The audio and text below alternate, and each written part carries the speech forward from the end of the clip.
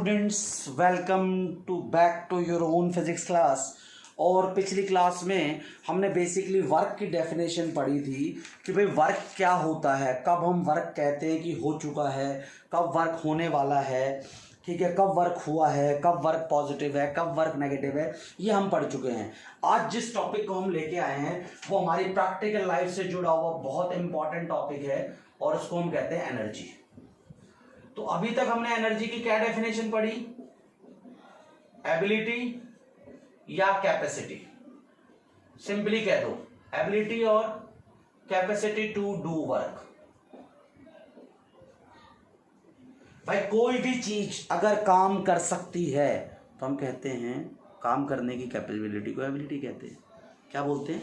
काम करने की कैपेबिलिटी या एबिलिटी को क्या बोलते हैं? वर्क। ये मार्कर है, यहाँ से गिरा, मेरे हाथ को इसने चोट लगाया, मैं कह दूंगा इसके पास एनर्जी है। तो कोई भी चीज़ अगर आपको काम करके दिखाए तो आप कहते हो उसके पास एनर्जी है। काम ना करे तो क्या होता है? हम कहते हैं इसके पास एनर्जी नहीं है। क्लियर है? यानी कि अगर कोई चीज़ है, ये ऊपर से गिरी, इसने इस पर फोर्स लगाया, ये बॉडी डिस्प्लेस हो गई, इसने काम कर दिया, उसी को हम एनर्जी कहते हैं। ठीक है, जो एनर्जी है, एनर्जी इसकी एसआई यूनिट क्या है? एसआई यूनिट अभी पढ़ा हमने, जूल, सीजीएस, आर्ग्स। ठीक है, और 1 जूल कितना? 10 की पावर 7 आर्ग्स। और एक और हमने पढ़ा था electron volt, 1 electron volt 1.6 into 10 की पावर -19 जूल। वैसे इसकी जरूरत नहीं है, बट अगर मैं यूनिट की बात कर रहा हूं तो ध्यान रख लेना। ये भी ऐसा यूनिट है, इलेक्ट्रॉन वोल्ट भी। आगे बढ़ोगे आप, ना भी याद रखो तो चलेगा। तो एनर्जी, कुछ भी चीज जो काम कर सकती है वो एनर्जी है। ठीक है, अगर हम एनर्जी की बात करें, बेसिकली अगर मैं एनर्जी की बात करूं तो पता नहीं हमारे पास कितने टाइप की एनर्जी है। देखते हैं। सोलर, मोस्ट कॉमन जो सन से आती है, विंड जो हवा देती है, हाइड्रोलिक जो पानी से मिलती है, थर्मल जो गर्मी से काम होता है, थर्मल या हीट भी कह देते हैं इसको, केमिकल, केमिकल एनर्जी होती है, सेल और बैटरी के अंदर केमिकल एनर्जी से ही काम होता है, न्यूक्लियर या इसको एटॉमिक एनर्जी भी कह सकते हो आप,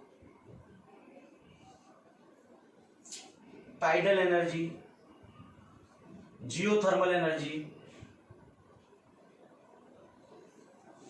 ठीक है, और क्या हो गया?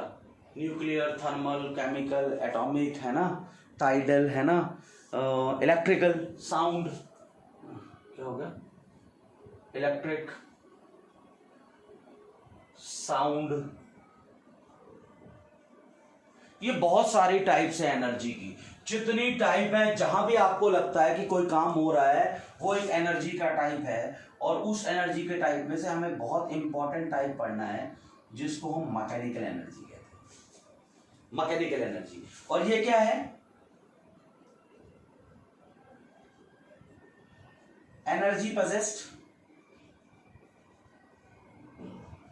possessed by body due to its speed, configuration और position from रेफरेंस लेवल। अगर कोई तेजी से चल रहा है, उसके पास जो एनर्जी है मैकेनिकल एनर्जी है। कोई ऊंचाई पे है, जो एनर्जी है वो मैकेनिकल एनर्जी है। कोई टेढ़ा है, कोई मेढ़ा है, कोई दबा हुआ है, कोई कैसा है, उसके पास भी अगर एनर्जी है। एक कॉपी है, मान लो मेरे पास ये कॉपी है, देखो ये ऐसे है, मैंने इसको ऐसे बेंड कर दिया, अब इसके पास अब जो एनर्जी है वो मैकेनिकल एनर्जी। छोड़ूंगा तो देखो सीधा हो गया, काम कर दिया। अगर इसके रास्ते में सामने आएगा, देखो आप यहाँ से हवा निकलेगी, कोई अगर आएगा तो उसको चोट भी लग सकती है बीच में। ठीक है, बेशक वो चोट इफेक्टिव ना हो, बट एनर्जी तो है ना, जैसे स्प्रिंग के पास होता है टेढ़ा करने के बाद, है ना। तो शेप की वजह से, कॉन्फ़िगरेशन का मतलब शेप की वजह से, हाइट की वजह से, चलने की वजह से जो एनर्जी है उसको मैकेनिकल एनर्जी कहते हैं। और इस मैकेनिकल एनर्जी के दो टाइप हैं जिसको आप बहुत अच्छी तरह जानते हो। एक काइनेटिक एनर्जी, एक है काइनेटिक एनर्जी और दूसरा है पोटेंशियल एनर्जी। यानी कि मैकेनिकल एनर्जी के दो टाइप, एक काइनेटिक और दूसरी पोटेंशियल। क्लियर है?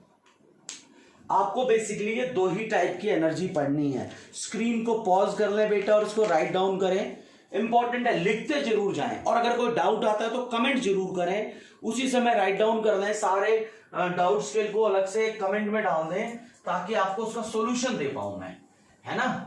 अब हम बात करते हैं, हमने ये टाइप्स ऑफ एनर्जी तो पढ़ ली, तो अब हम मैकेनिकल एनर्जी में वन बाय वन करके बात करते हैं।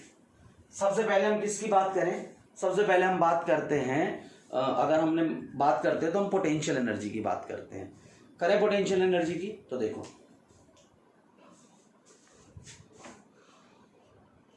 पहले हम बात करते हैं potential energy. Potential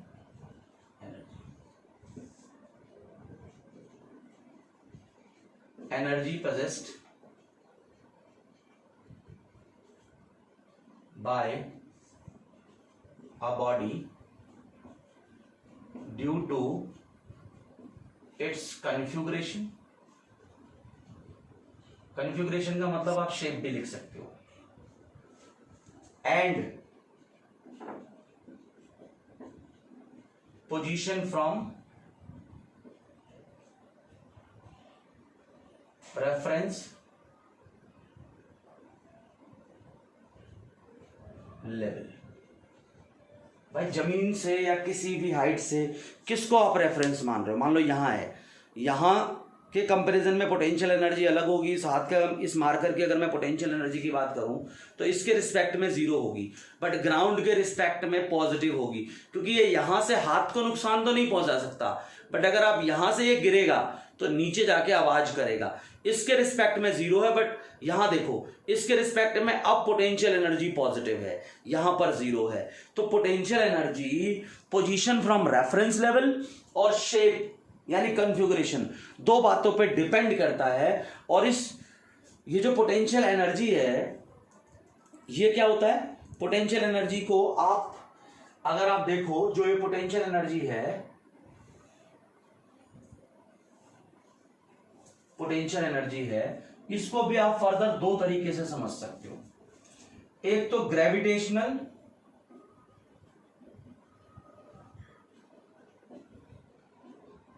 potential energy है,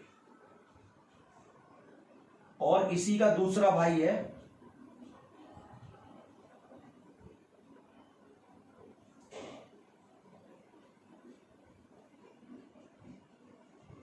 इलेक्ट्रोस्टैटिक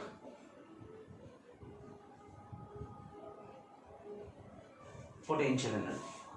और दूसरी जो पोटेंशियल एनर्जी है वो इलास्टिक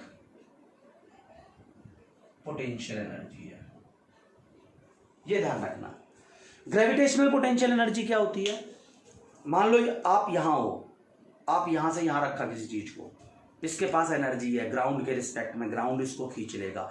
दो मासेस के बीच में, जो दो मासेस के आसपास होने की वजह से उनमें जो एनर्जी होती है उसको ग्रेविटेशनल पोटेंशियल एनर्जी बोलते हैं।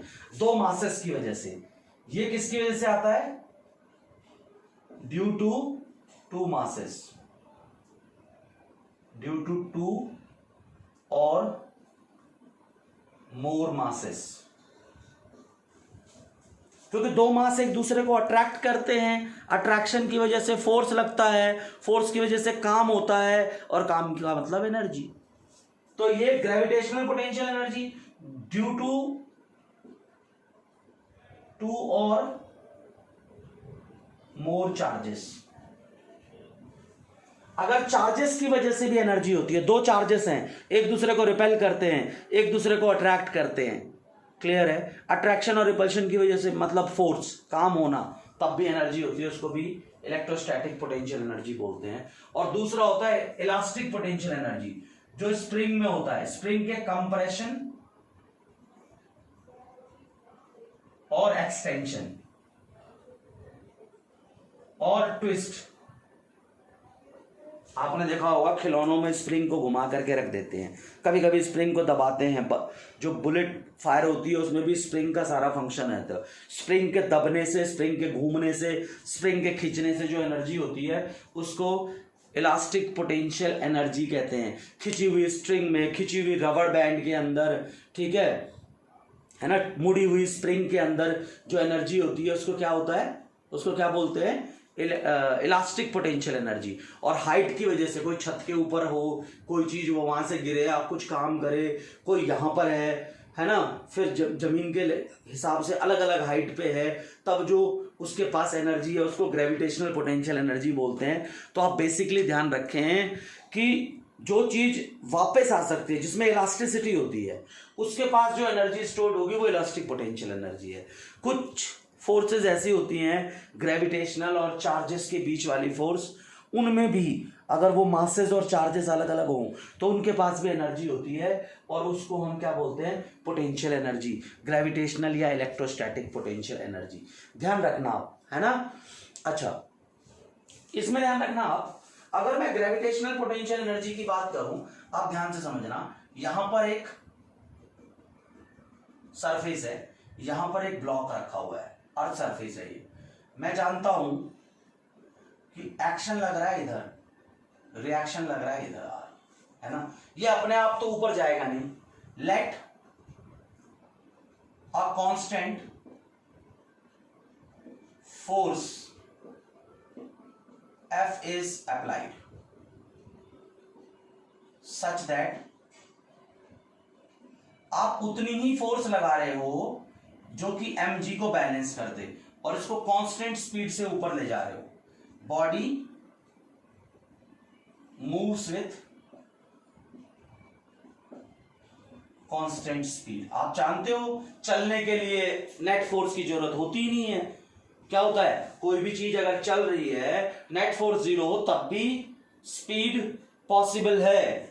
न्यूटन का थर्ड लॉ, हर चीज अपनी स्पीड को कंटिन्यू रखेगी जब तक उस पर एक्सटर्नल नेट फोर्स ना लगे। तो नेट फोर्स नहीं है तब भी स्पीड कांस्टेंट है, ये ऊपर जा रही है, और ऊपर जाके मान लो मैंने इसको h हाइट तक पहुंचा दिया, ये हाइट h है, ये ब्लॉक है।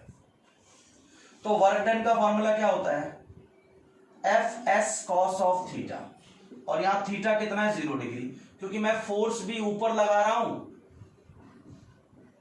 फोर्स भी मेरा ऊपर है, और डिस्प्लेसमेंट यानी h वो भी ऊपर है, तो थीटा 0 डिग्री, तो वर्क डन कितना होगा, Fs। अब F किसके बराबर है, mg के बराबर। F किसके बराबर है, mg के बराबर, और S किसके बराबर है, h के बराबर, तो mgh। ये ग्रेविटेशनल पोटेंशियल एनर्जी है। अब याद रखना, अगर आप यहां पर हो, यहां पर, और ये यहां पर देखो, जैसे ये हाइट है h1 और ये हाइट है h2,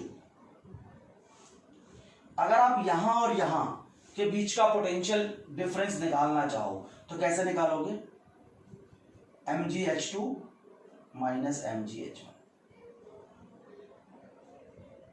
ये होगा पोटेंशियल डिफरेंस दो पॉइंट्स के बीच में। एक चीज और याद रखना, gravitational and electrostatic potential energy is independent from path, only depends on final and initial conditions। मान लो मैंने अभी बताया था ना, ये ब्लॉक है, यहां पर ये ब्लॉक है, इसको h ऊंचाई तक आप लेके गए। अब इस ब्लॉक को आप सीधा चाहे ऐसे लेके जाओ, या आप इस ब्लॉक को ऐसे यहां ले जाओ, फिर यहां ले जाओ, और तब यहां लेके आओ h ऊंचाई तक। हाइट एच आनी चाहिए, पोटेंशियल एनर्जी सेम होगी। रास्ता चाहे आप सीधा लेके जाओ चाहे ऐसे, आप इसके बदले अगर ऐसे स्टेयर्स से भी लेके जाते और हाइट अगर एच होती तो पोटेंशियल एनर्जी सेम होती। आप क्या करते, हाइट एच तक आप अगर ऐसे भी लेके जाते तो भी यहां पर पोटेंशियल एनर्जी सेम होती।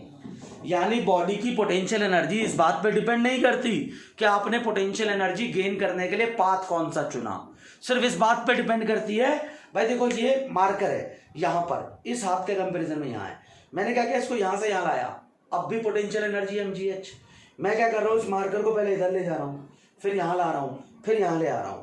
अगर हाइट सेम है तो अब भी पोटेंशियल एनर्जी mgh होगी, रास्ते पे डिपेंड नहीं करती, ये ध्यान रखें। चाहे वो ग्रेविटेशनल पोटेंशियल एनर्जी हो चाहे वो इलेक्ट्रोस्टैटिक पोटेंशियल एनर्जी हो। क्लियर है? इसके बाद अब हम बात करते हैं किसकी, काइनेटिक एनर्जी। किसकी बात करेंगे, काइनेटिक एनर्जी।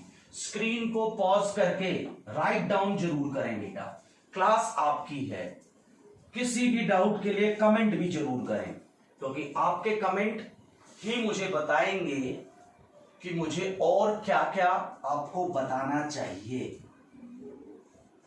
कमेंट जरूर करते रहें, क्लास आपकी है, टीचर आपका है। अब हम बात करते हैं kinetic energy. Kinetic energy, energy possessed by body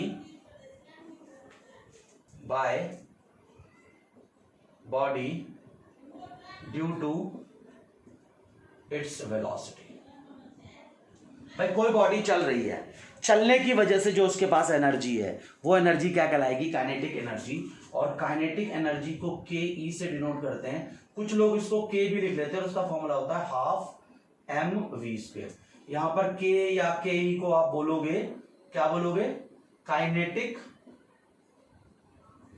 energy. M क्या है, मास, और वी क्या है, वेलोसिटी। जब भी कोई चीज चल रही है, चलती हुई बॉडी के पास जो एनर्जी होती है उसको हम काइनेटिक एनर्जी कहते हैं। ध्यान से समझना, ये जमीन है, अर्थ सरफेस है, यहां पर एक बॉल है आपके पास, जिस बॉल का मास है m। मास कितना है बॉल का, m है। ये बॉल u वेलोसिटी से चल रही है, इधर की तरफ जा रही है। आपने क्या किया, अप्लाई किया फोर्स, अप्लाइड फोर्स। क्या फोर्स अप्लाई किया आपने, F। इस पर F ताकत लगाई, आपके फोर्स लगाने से बॉडी में एक्सेलरेशन आएगा, और बॉडी मान लो यहां से यहां ट्रेवल कर गई, तो मास तो अब भी रहेगा पर डिस्प्लेसमेंट इसका एस हो गया। एक्सेलरेशन कितना था बॉडी का, ए, और एक्सेलरेशन होने की वजह से इसकी वेलोसिटी चेंज होकर के वी हो गई। ठीक है, तो हमको पता है we know v square minus u square equal to 2as, है ना। तो अगर मैं यहां से a की वैल्यू निकालूं तो वो कितना होगा, v square minus u square divided by 2a हो जाएगा। ये ध्यान रखना, फॉर्मूला पढ़ा आपने, मोशन की सेकंड इक्वेशन। ये बॉडी u से चल रही थी, आपने F फोर्स लगाया जिसकी वजह से a एक्सेलरेशन आया, तो डिस्प्लेसमेंट का फॉर्मूला क्या होगा, v square minus u square equal to 2as। a acceleration है, s डिस्प्लेसमेंट है, तो a का फॉर्मूला ही आ गया। अब आप देखें, work done on body, work done क्या होता है, अगर मैं वर्क डन की बात करूं, फोर्स इनटू डिस्प्लेसमेंट, ये होता है। अब फ्रॉम सेकेंड लॉ, हमने सेकेंड लॉ का एक पार्ट और भी पढ़ा था कि F equal to m a होता है, सेकेंड लॉ से पढ़ा था, और W equal to force into displacement भी है। तो वर्क डन का फॉर्मूला क्या हो गया, इसकी जगह एम ए और डिस्प्लेसमेंट की जगह S। तो यहां एम ए और S की जगह देखो, सॉरी ये जो है ना ms इधर कर दो, यहां देखो a की जगह देखो, a क्या है आपके पास, v square minus u square,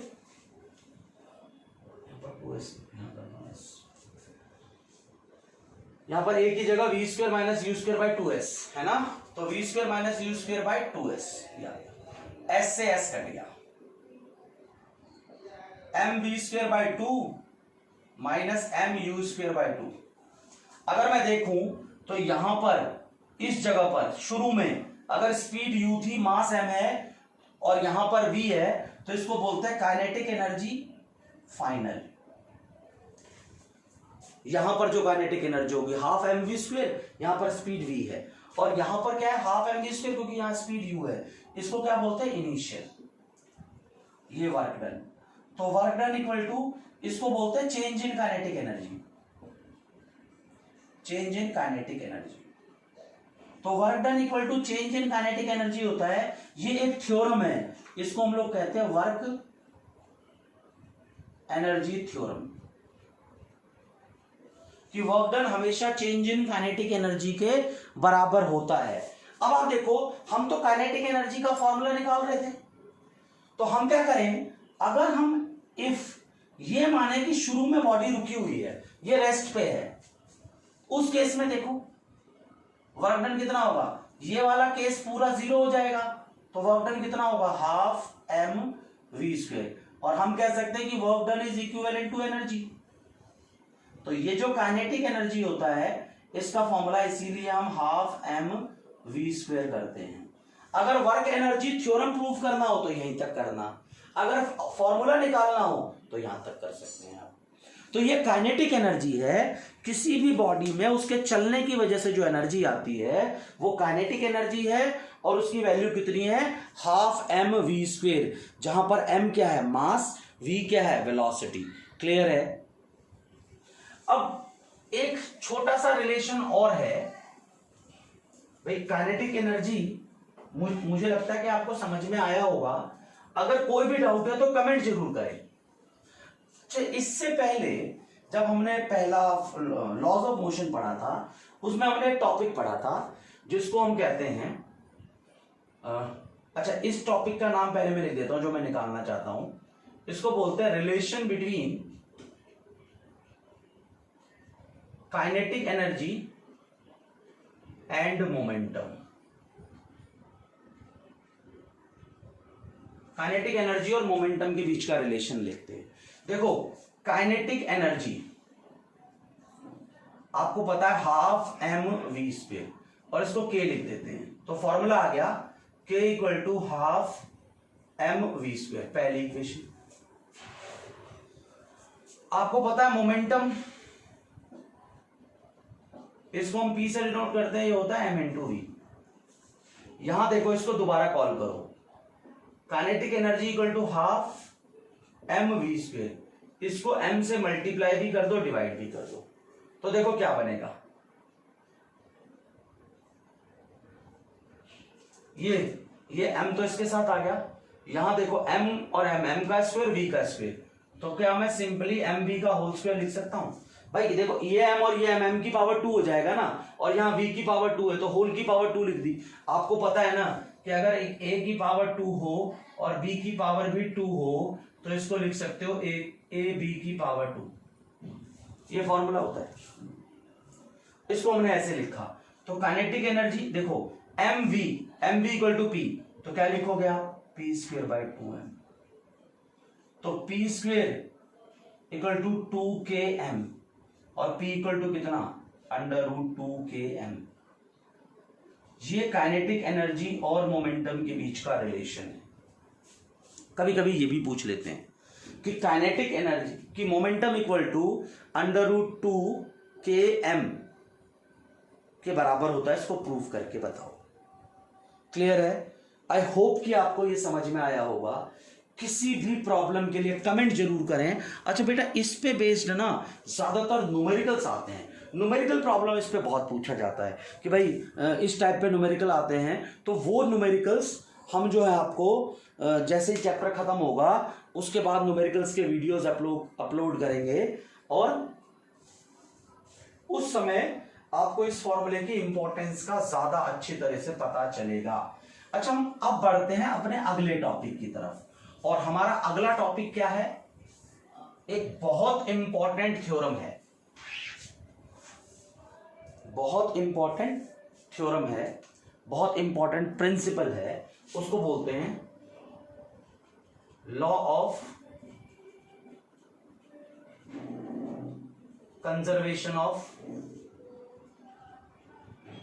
energy और law of conservation of mechanical energy. Simple, दोनों में से कुछ भी बोले आपको, law of conservation of energy या law of conservation of mechanical energy, ये सिंपल सी बात कहता है जो आप बचपन से पढ़ते आ रहे हो, energy can neither be created nor be destroyed, energy can neither be created nor be destroyed, it only converted from one form to another और transferred from one body to another. क्या है, कैसे लिखोगे, स्टेटमेंट लिख रहा हूं मैं इसकी, ये स्टेटमेंट और प्रूफ दोनों आते हैं। स्टेटमेंट क्या है, energy can neither be created nor be destroyed. कभी थोड़ी सी भी एनर्जी आप क्रिएट और डिस्ट्रॉय नहीं कर सकते। ये यहां से मारकर गिर रहा है, गिरेगा, पहले पोटेंशियल एनर्जी होगी, फिर काइनेटिक होगी, फिर ये गिरेगा, आवाज आएगी, साउंड बनेगा, हीट बनेगी, लाइट स्पार्क भी निकल सकता है। तो एनर्जी, टोटल एनर्जी यूनिवर्स की हमेशा कांस्टेंट रहती है, कहीं लॉस नहीं हो रही, कहीं गेन नहीं हो रही। आप खाना खा रहे हो, खाना खा के आपको एनर्जी मिल रही है, उससे मस्कुलर वर्क कर रहे हो, पर वो एनर्जी का लॉस कहीं भी नहीं होता, सिर्फ एक फॉर्म से दूसरे फॉर्म में कन्वर्ट होती है। आप बैटरी में केमिकल डालते हो, केमिकल रिएक्शन होती है, उससे पोटेंशियल डिफरेंस बनता है जिसकी वजह से करंट चलता है, करंट की वजह से बल्ब जलते हैं, पंखा चलता है, एसी चलता है। ये सारी फिनोमेनास हैं, in each and every phenomena the total energy is constant, only the form of energy changes. तो energy can neither be created nor be destroyed, it can, पहला, only transferred, it can only transferred from one body to another, या system भी लिख सकते हो। और दूसरा, it can only, energy can neither be created nor be destroyed, it can only transferred from one body to another, converted, it can only converted from one form to another। भाई मैं दौड़ता हुआ आया, मैं आपसे टकराया, मैंने अपनी एनर्जी आपको दे दी। मैं दौड़ता हुआ आया, दीवार से टकराया, आवाज आई, साउंड आई, मैंने अपनी एनर्जी दीवार को दी, साउंड और लाइट के फॉर्म में आ गई। तो ट्रांसफर हो सकता है, फॉर्म में चेंजेस आ सकते हैं, लाइट एनर्जी हीट में कन्वर्ट हो जाए, पोटेंशियल एनर्जी साउंड और लाइट में कन्वर्ट हो जाए, इलेक्ट्रिकल एनर्जी लाइट में कन्वर्ट हो जाए, कन्वर्जन पॉसिबल है, बट डिस्ट्रॉय करना और क्रिएट करना पॉसिबल नहीं है। आप कुछ भी करके थोड़ी सी भी एनर्जी ना तो क्रिएट कर सकते हो ना डिस्ट्रॉय कर सकते हो। कई बार आपसे क्वेश्चन आते हैं, जैसे आपसे पूछा जाता है, जैसे मोटर में, मोटर की बात कर रहा हूं मैं, मोटर में क्या होता है, पहले तो केमिकल एनर्जी होती है, ठीक है, फिर वो किस में, पहले स्टेप में केमिकल एनर्जी होती है मोटर में, वो किस में कन्वर्ट होती है, हीट में, और फिर वो किस में कन्वर्ट होती है, काइनेटिक में। पहली बात। अगर आप जनरेटर की बात करो,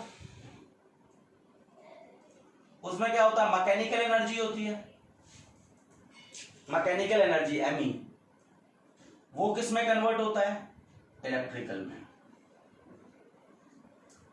सेल की बात करो या बैटरी की बात करो, उसमें कौन सी एनर्जी होती है, केमिकल एनर्जी, सी लिख रहा हूं मैं केमिकल एनर्जी को, वो किस में कन्वर्ट होती है, इलेक्ट्रिकल में।